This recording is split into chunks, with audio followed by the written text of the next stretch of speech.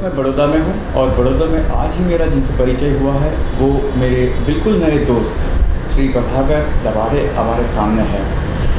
प्रभाकर जी, मैं हमेशा लोगों से इस श्रृंखला में 3 सवाल करता रहा हूँ और यही 3 सवाल आपसे भी करूँगा और मैं चाहूँगा कि आप दिल से इसके उत्तर दें, न कि दिमाग से। तो पहला सवाल आपके लिए है कि ज़िंदगी क्या है? पहले सवाल का जवाब मैं इस तरह से देना चाहूँगा कि ज़िंदगी जीने के लिए है। ज़िंदगी एक स्ट्रगल और स्ट्रगल के साथ अपने आप को पनपने की, उससे जूझने की शक्ति देने वाली एक चीज़ है। ज़िंदगी का मतलब है समय के साथ अपना तालमेल बिठाना। जो ज़िंदगी के समय के साथ अपने समय का तालमेल बिठाता है उसे न तो किसी और चीज़ की ज़रूरत पड़ती है। ज़िंदगी जीने का भी एक मकसद है। जीने का नाम ही ज़िंदगी है। वैसे हम सुनते आते हैं कि भाई ज़िंदगी क्या है, ज़िंदगी ये है, वो है, वो है। ज़िंदगी सिर्फ जीने का ज़रिया है। मुझे ये बात मालूम है कि अगर हम पैदा हुए हैं तो पहले ही हमने अपनी जगह माँ के कोख में बना ली है।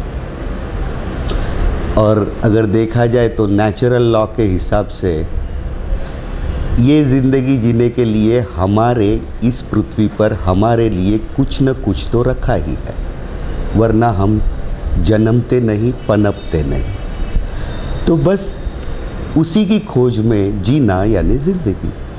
बहुत खूबसूरत उत्तर आपने दिया है। जिसकी खोज में हम पनपते हैं, जिसकी खोज में हम सुबह से शाम चलते हैं या फिर रात को सोने के समय हो सकता है शायद ख्वाबों में भी हम वो चीज़ को ढूंढते हैं। अब इसमें से दूसरा सवाल ये पैदा होता है, प्रभाकर जी, हमारी ज़िंदगी इतने सालों से चल रही है। मैं केवल आपके ऊपर यदि फोकस कर लूँ तो ये बात है कि आपकी ज़िंदगी के जितने भी साल चले गए उसको नज़र में रखते हुए क्या आप ये मानते हैं कि ये ज़िंदगी बिल्कुल सरलता से चली गई, इसमें कोई संघर्ष नहीं था? और अगर ये संघर्ष था तो मैं जानना चाहूँगा उस संघर्ष को आपने कैसे झेला और कैसे आप उस संघर्ष से ऊपर उठे? मैं एक बात ज़रूर मानता हूँ, कोई भी बात अगर कहता है कि संघर्ष के बिना की ज़िंदगी है तो वो ज़िंदगी ही नहीं है। संघर्ष तो हर एक को है, छोटा हो, बड़ा हो, अमीर हो, गरीब हो, सभी को संघर्ष है। और संघर्ष नहीं है तो जीना ही नहीं है। मैं तो ये पूरी तरह से मानता हूँ। मेरे जितनी भी ज़िंदगी मैंने काटी है पूरी संघर्षमय ही रही है और उस संघर्ष से मुझे कोई भी गिला नहीं, शिकवा भी नहीं। गिला शिकवा इसलिए नहीं कि वो थे इसलिए मैं आज इस जगह पर हूँ। उससे मुझे जूझने की ताकत मिली, उसी से मैं खड़ा हुआ, फिर से बैठ गया, फिर से पड़ा, गिरा, खड़ा हुआ। अगर यही बात ऐसे ही चलती है तो जैसे हमारे साल निकलते हैं तो वो साल की तरह ही है। सुबह होती है, रात होती है, दोपहर होती है। उसी तरह मेरा उठना होता है, मेरा गिरना होता है, मैं फिर से ऊपर उठता हूँ। उसके लिए मुझे कोई गिला नहीं। सिर्फ एक बात मेरे मन में पहले से थी। मैं वही कह रहा हूँ कि सपने में भी, नींद में भी यही सोचता था कि मुझे कुछ करना है और उस करने के लिए, जो कुछ भी करना है उस करने के लिए मुझे जूझना ही होगा।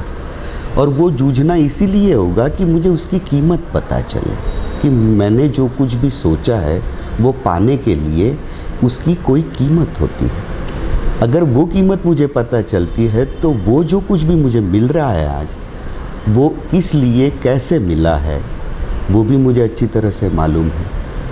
और उसी मालूमियत से मुझे ये पता चलता है कि कहीं भी कोई यानी ऐसे कोई प्रश्न भी नहीं उठे। हालांकि क्योंकि जीना ही ऐसा था मेरा कि ठीक है, कई बार हमें मुश्किलों से सामना करना पड़ता है, कई बार अच्छे प्रसंग हमारे सामने आते हैं, कई बार बुरे प्रसंग आते हैं।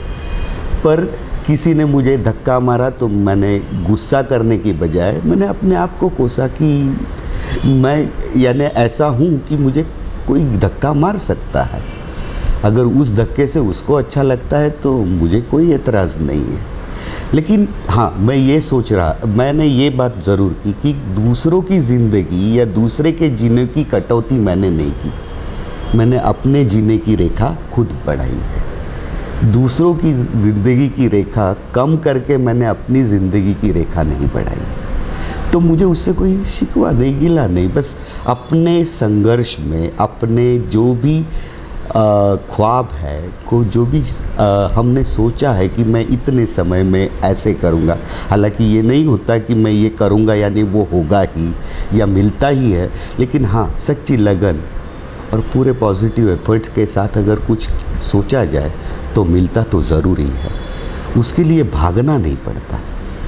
तो आपकी इस बात को लेकर के मुझे लगता है कि एक और सवाल मेरे दिमाग में खड़ा हो रहा है कि जब हम ज़िंदगी के संघर्ष को करते हुए, अपनी उपलब्धियों का इस्तेमाल करते हुए, हमारी सोच में जो, हमारी कल्पनाओं में जो आकांक्षाएं हैं उनको हासिल करने के लिए जब हम चलते हैं, मैं ये नहीं कहूँगा कि भागते हैं, चलते हैं, तो चलने के समय जिस प्रकार से हम अपने आप को संभाल लेते हैं, तो उस वक्त संतुलन रखना भी उतना ही आवश्यक हो जाता है। मैं ज़रूर जानना चाहूँगा आपसे कि किस प्रकार से आपने ऐसी जिसे कह सकते हैं कि बड़ी नाजुक परिस्थितियों में अपने व्यावसायिक, अपने पारिवारिक, अपने मानसिक स्थितियों का संतुलन बनाए रखा, ताकि आज जो आप थे और आज जो आप हो वहाँ तक का आप सफ़र कर पाए। संतुलन सही मायने में बनाना इस दौर में वैसे कठिन तो है, लेकिन नामुमकिन नहीं है। बात यह है कि अगर मैं कोई चीज़ अपनी तरफ से कुछ सोचता हूँ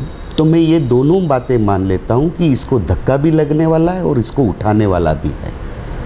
अगर मैं ये दोनों बातें मानकर चलता हूँ तो जब धक्का लगता है तो मुझे ये याद आता है कि हाँ, मैंने ऐसा सोचा था। और ये जब आगे उठता हूँ या ऊपर उठता हूँ तो ये भी पता चलता है कि ये तो मैं उठा हूँ, यानी ये भी मैंने सोचा हुआ है। मेरा कहने का मतलब मैं इसलिए कि मैं कदम मिलाना चाहता हूँ, मैं समय को पहचानना चाहता हूँ, मैं समय को जानने की कोशिश करना चाहता हूँ। समय के साथ, समय की जो एक टिक टिक है उसके साथ मैं अपनी टिक टिक को मैच करना चाहता हूँ। जीना मैं इसी को मानता हूँ। वो टिक टिक, अगर समय की जो अपनी एक टिक टिक है उसको मैं अगर फास्ट करना चाहूँगा तो मुझे मालूम है कि मुझे उसमें काफ़ी संघर्ष करना पड़ेगा और उसमें बहुत सारे उतार चढ़ाव आएंगे, क्योंकि मेरा मेटाबॉलिज्म और एक दूसरा समय, उसका जो अगर समय में कुछ गड़बड़ी हुई तो उसमें असंतुलन आना ही है।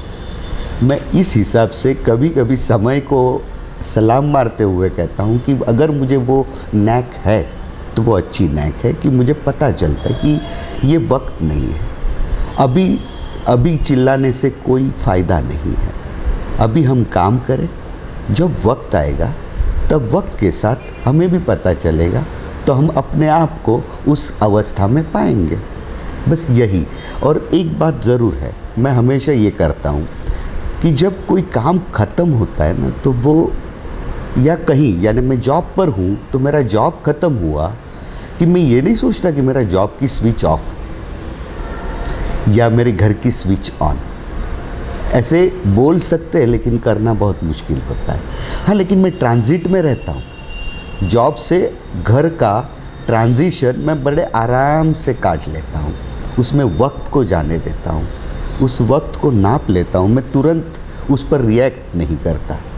घर से जैसे बाहर निकलता हूँ, घर से दूसरे काम में जाने के लिए वक्त को फिर से नाप लेना है कि अभी मेरी पल्स और बाकी की पल्स ठीक तरह से चल रही है तो आगे बढ़ते हैं, नहीं तो शांति से बैठते हैं, रुकते हैं, चाय पीते हैं और फिर चलते हैं।